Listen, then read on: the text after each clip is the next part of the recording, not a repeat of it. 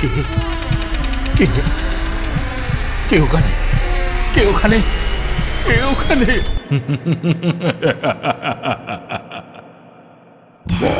ভুতুরে, যেখানে জীবিত সব চরিত্র।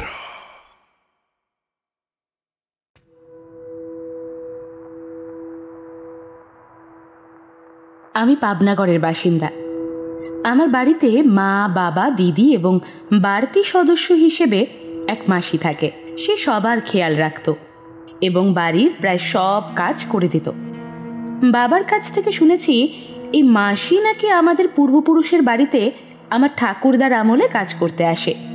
তখন তার বয়সও কম ছিল। বাবা সেখান থেকেই তাকে নিয়ে এখানে চলে আসে।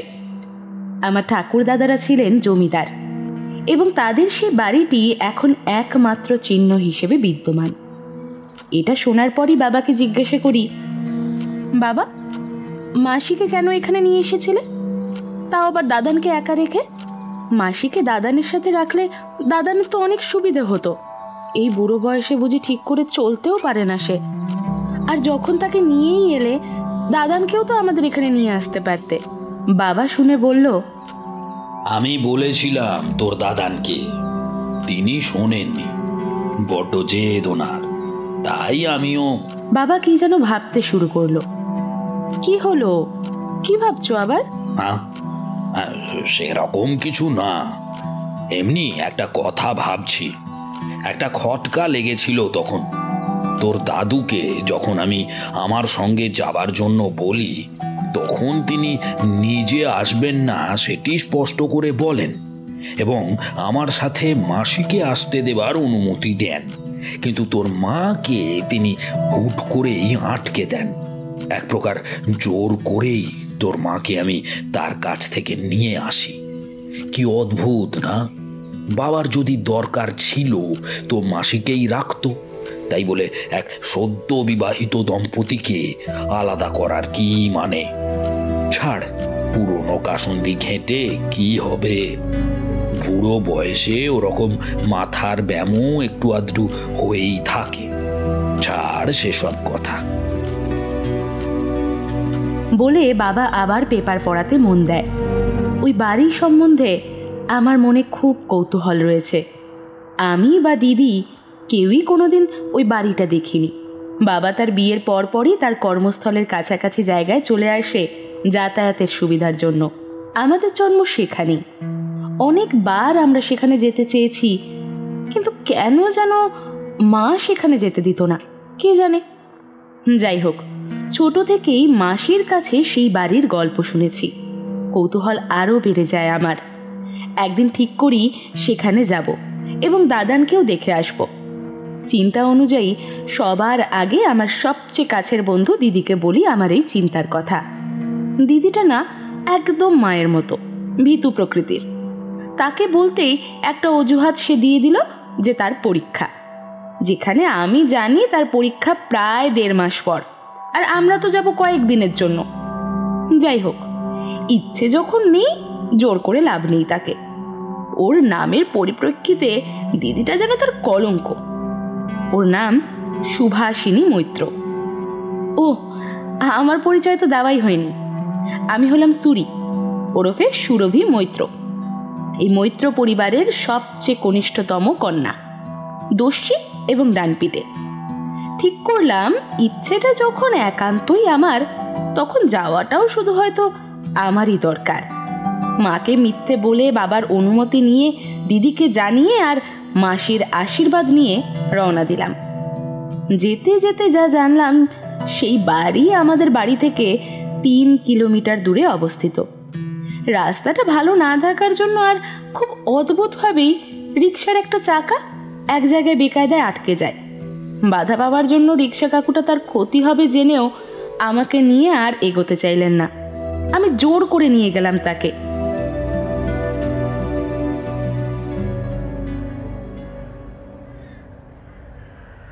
যাই হোক, যখন পৌঁছানোর কথা তার চেয়ে একটু পরেই পৌঁছলাম। ওই সন্ধ্যের আগে আগে এবং সেই কাকুটাকে বকশিস খানিকটা বেশি দিয়েই তাকে সেখান থেকে বিদায় জানালাম। আমি নেমেছিলাম একটি গলির সামনে। গলিটার অবস্থা একদম বাজে থাকার জন্য কাকু সেখানে রিক্সা নিয়ে যাওয়ার সাহস পায় না। অগত্যা আমাকে গলির মুখে নামতে হয়। যাই হোক, মাসির বিবরণ অনুযায়ী গলি বরাবর হাঁটতে থাকি। খুবই নিরিবিলি জায়গা। গলির দুপাশে শুধু গাছ, তাল, সুপারি, কলা, নারকেল, এইসবই। বেশ রোমাঞ্চকর লাগছিল। সন্ধে এখনো হয়নি। কিছুটা যাওয়ার পর দাঁড়িয়ে যাই। গাছের ঘনত্ব যেন বেড়ে গেছে এবার। কাষ্ঠল জাতীয় গাছের তুলনায় গুল্ম জাতীয় গাছের সংখ্যা বেশি এবার। সেখানে যাওয়ার আগে ওই জায়গাটা থেকে কোন বরাবর দূরে একটি ঘরের চাল থেকে মনে হলো কে যেন তার হাত দুটোকে ক্রমশ নাড়িয়ে যাচ্ছে। দেখে যা মনে হলো সে কিছু একটা করতে মানা করছে, এবং হয়তোবা আমাকেই করছে, কারণ আমার পেছনে তাকাতে কাউকে দেখতে পেলাম না, আর তার আশেপাশেও কেউ ছিল না। এখানে আসা মাত্র এই প্রথম কোনো মানবীকে দেখলাম, তাও আবার অস্বাভাবিক আচরণের সাথে। যাই হোক, সন্ধে হয়ে এসেছে। সব উপেক্ষা করে এগোতে লাগলাম। কিছুটা হাঁটার পরেই শেষমেশ বাড়িটার সামনে এসে পৌঁছলাম। সন্ধে হওয়ার আগে ওই ক্ষীণ আলোতে দেখলাম বাড়িটা একদম পুরনো। গাছপাতা পেঁচিয়ে আছে জায়গায় জায়গায়। বড় বড় দালান, এক মস্ত বড় ঝুল বারান্দা। কিন্তু অদ্ভুতভাবে এই গরমেও সব জানালা বন্ধ, কেবল উপরের একটা জানালা বাদ দিয়ে। বাইরে থেকে দেখে বুঝলাম সেই ঘরে কোনো লণ্ঠন বা মোমবাতি জ্বালানো আছে। যাই হোক, আমি দরজা নাড়ি বেশ কয়েকবার। প্রায় 15 মিনিট পর দরজা খোলা হলো। তখন সন্ধে হয়ে গেছে।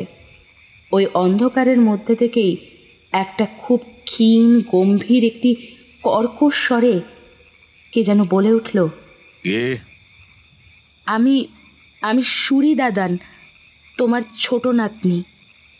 রোমান? আমি মনে মনে ভাবি, বুড়োর ভাব কি, যেন কোনো ডাকাত আসবে তার এই পোড়ো বাড়িতে চুরি করতে। বাবা হয়তো তার বাবাকে চিনত, তাই আমাকে তার লেখা চিঠি সঙ্গে করে পাঠিয়ে দেয়। সেই চিঠিতে কি লেখা আছে আমি জানি না, জানতেও চাই না। তখন ওটা বহন করতে বিরক্ত লাগলেও এখন বুঝতে পারছি এটা আমার এই বাড়িতে ঢোকার চাবিকাঠি। যাই হোক, বুড়ো যখন বোঝে আমি তার নাতনি, তখন তার হাতের মোমবাতিটা সে সামনে এনে ধরে। প্রথমে তাকে দেখে আমার নিজের গালেই নিজের চড় মারতে ইচ্ছে করছিল। কেন আমার এত কৌতূহল হয়েছিল এখানে আসার জন্য? এখন এ ভূত না আদৌ কি বুঝতেই পারছি না। তার মুখ দেখে যা মনে হলো, তার গোটা মুখ যেন মরে গেছে, শুধু তার চোখ দুটি ছাড়া। ঢুকলাম সেই বাড়িতে। আমি ঢুকে এপাশ ওপাশ দেখছি, জানি না কেন দেখছি।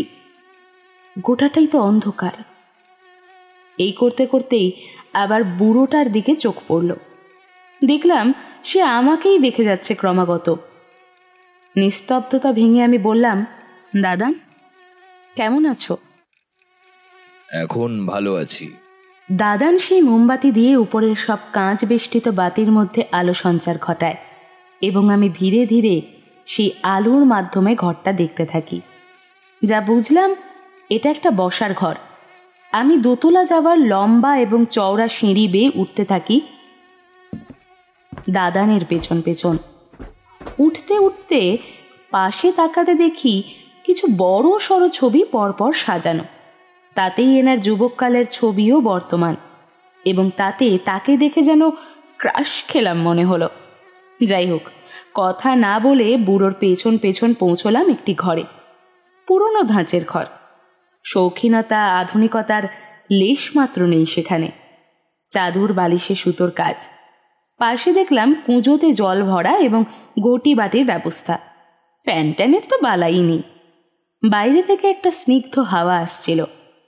যা বুঝলাম, এটা সেই ঘর যেটা আমি বাইরে থেকে দেখছিলাম। দাদান একটা হাত পাখা দিয়ে হাওয়া করতে গেলে আমি নিজেই সেটা নিয়ে হাওয়া করতে থাকি।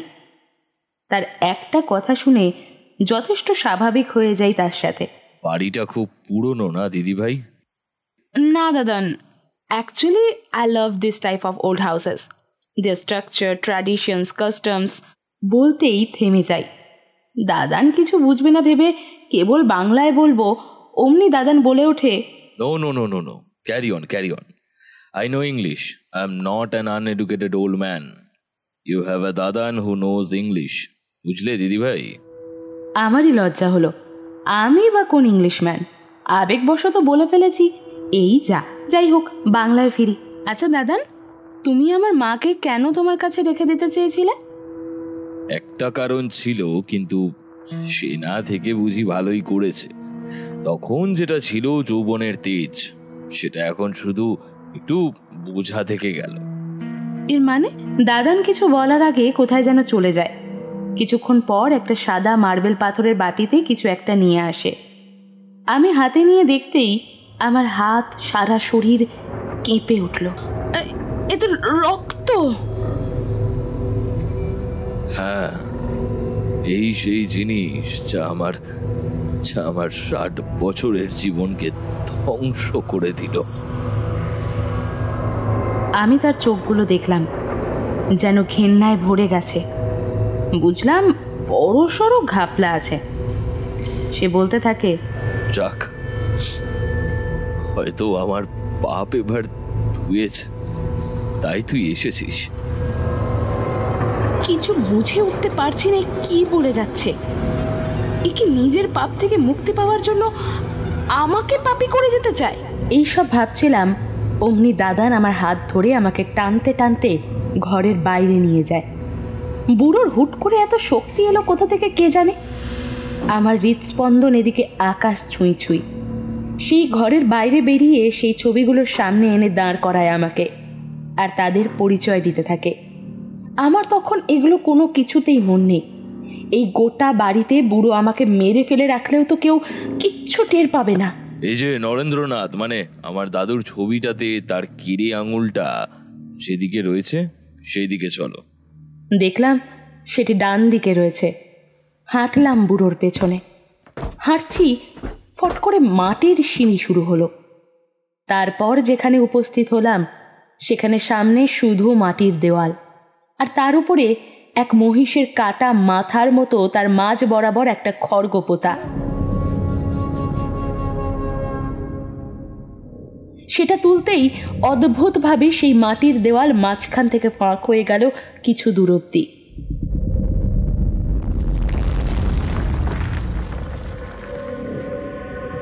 বুঝলাম কোনো সুড়ঙ্গ এটা। ভেতরে গেলাম, যেতেই একটা মশাল হাতে ধরল দাদান। সেই জায়গায় ঢুকতেই কেমন একটা উৎকট গন্ধ আমাকে গ্রাস করল। মশালের আলোতে দেখলাম সেই দেওয়ালগুলোর গায়ে লাল দাগের ছিটে ফোটা। এক জায়গায় দেখলাম কারবা হাতের ছাপ, সেটাও ওই জরাজীর্ণ অবস্থাতেই। এভাবে এগোতে এগোতে আমার পায়ে কিসের যেন ধাক্কা লাগলো। আমার রীতিমতো ঘাম ঝরছে, গরমে না ভয়ে কে জানে। নিচে তাকিয়ে দেখি একটি মহিলার লাশ, যার শরীর থেকে গলা আলাদা করা আছে। তার রক্ত এখনো টাটকা। বোধহয় তারই রক্ত আমাকে এনে দেখিয়েছিল এই বুড়োটা। বুঝতে পারছিলাম না কি করব। আমার যেন হুঁশ নেই, মনে হচ্ছে এখনই জ্ঞান হারাবো। দিদিভাই, নাও এই খড়গটা নিয়ে একে টুকরো টুকরো করো, দেখি কেমন পারো। সবার বারণ সত্ত্বেও এখানে এসে নিজের মাতব্বরির কথা ভেবে আমি একটু আড়াল হয়ে নিজেকে একটা চড়ই মেরে দিলাম। চারিদিকে তাকাতে দেখি প্রচুর কঙ্কাল পড়ে রয়েছে। দাদানের স্বাভাবিকতা দেখে বুঝলাম এইসব কাজ তারই।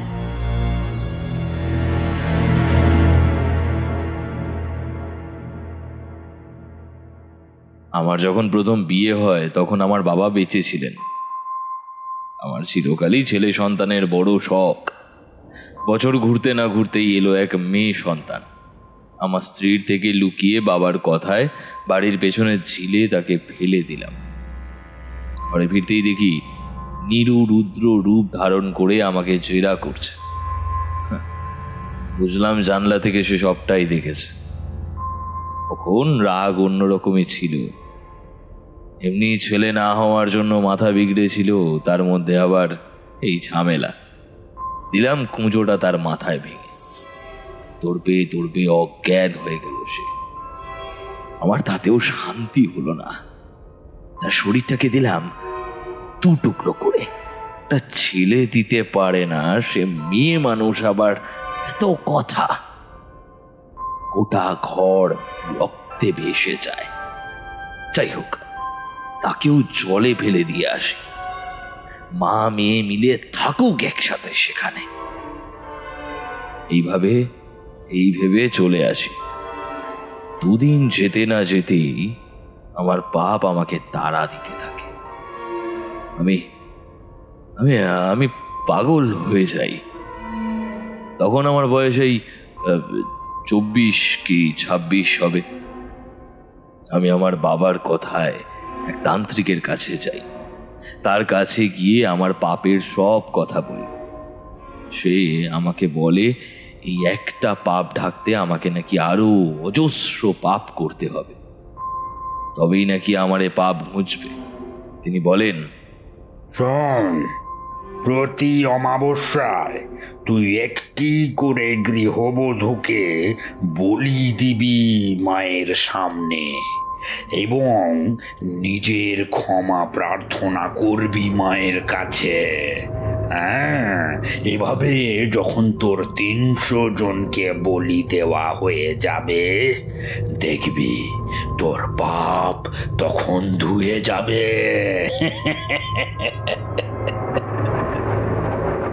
এর বিনিময়ে আমি তাকে 5টা সোনার মুদ্রা দিই। আমি তার কথা মতো প্রথম অমাবস্যায় আমার পাশের গাঁয়ের একটা বউকে ভুলিয়ে ভালিয়ে নিয়ে আসি। তারপর সেই তান্ত্রিকের কথা মতো তাকে বলে দিই এবং মায়ের কাছে ক্ষমা প্রার্থনা করি। এই কথা শুধু আমি আর আমার বাবা জানতেন। এর ঠিক 2 সপ্তাহ পর সকালে হারাদন একটি ছেলেকে নিয়ে আসে। সে নাকি অনাথ। আমি তাকে দত্তক নিই। আমার ছেলে পাওয়ার শখ মিটল। খুব খুশি হয়ে গেলাম। ভাবলাম তান্ত্রিক ঠিকই বলেছেন, মা বোধ হয় আমাকে ক্ষমা করল। আমি 300 জনকে বলি দিলে মা আমাকে আরো কৃপা করবে। এই ভেবেই প্রতি অমাবস্যায় বলি দিতে থাকি। কেউ বুঝতে পারে না। এই সুড়ঙ্গ থেকে কোনো আওয়াজ বাইরে অব্দিও যায় না। এতদিনের ছেলে, মানে তোর বাবা বড় হয়ে যায়। সে পড়ার জন্য দেশের বাইরে চলে যায়। এর মধ্যে আমার বাবাও মারা যায়। এই বাড়িতে আমি পুরো একা। আমার কাজে বাধা দেওয়ার মতো কেউ থাকলো না।